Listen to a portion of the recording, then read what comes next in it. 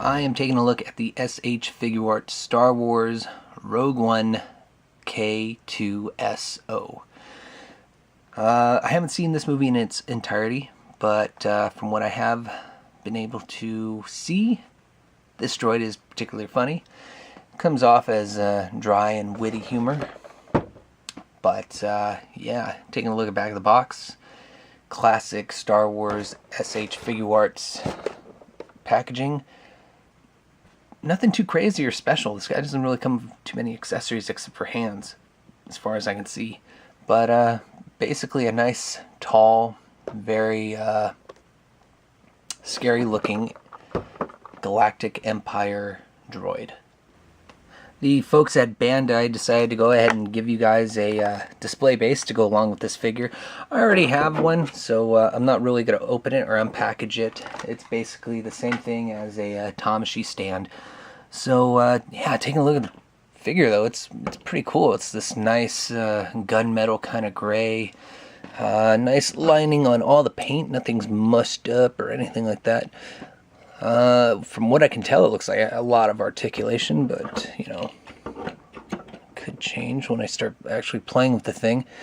Little decal on the side, a little scratched up Galactic Empire symbol, and yeah, so not too shabby right out of the package. Does seem like it's going to need a stand, just because it already feels like it's going to fall over.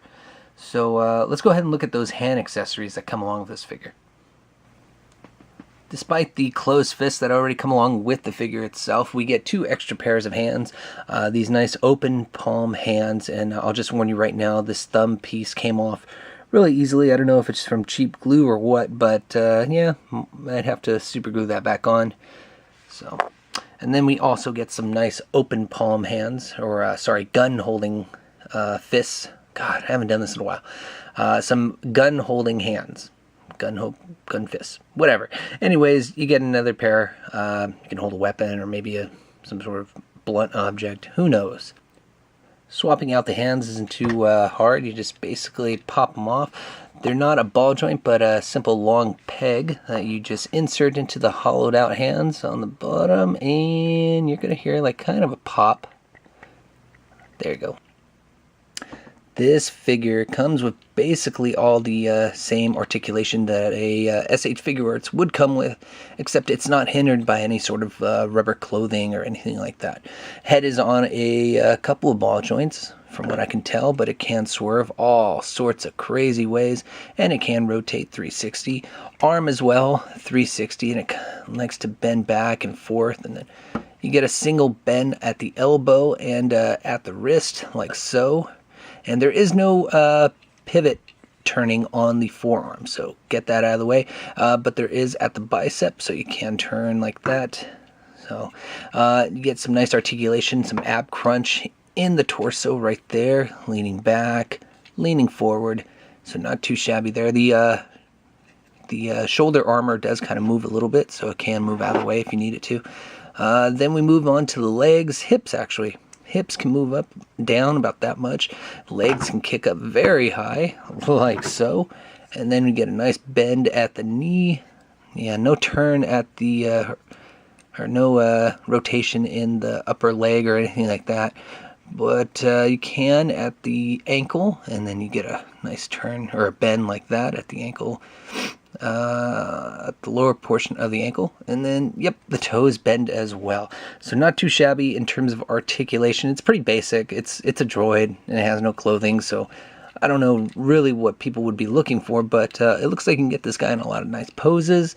Let's, I guess, take a closer look at the figure and see what the paint looks like close up and all the details and such. This figure doesn't look too bad close up, and I apologize if it's too dark, but yeah, so far so good. I like it a lot. Nice silver coloring and some orange on the upper side of the shoulder. The back kind of looks like stormtrooper armor, so that's cool, I guess. And there's a hole on his back, I guess, to, I don't know, put stuff in. ... Yeah, not too bad. Let's do some comparisons to other figures and then go into final thoughts. I went ahead and put him on a display base. This guy is just a little too wobbly for my taste. I just wanted to be safe so he doesn't knock over or anything, or fall, break, or something like that. So comparing him to a Robot Damacy Zaku 2, yeah, obviously a lot taller. This guy is about 7, maybe, yeah, a little over 7 inches tall. And then we get another SH Figuarts figure, the Iron Man Mark 46, I believe this is. Let's see, can I make him stand up? Yeah, there you go. And he's a little bit taller than Robot Damacy, but not as tall as this droid here.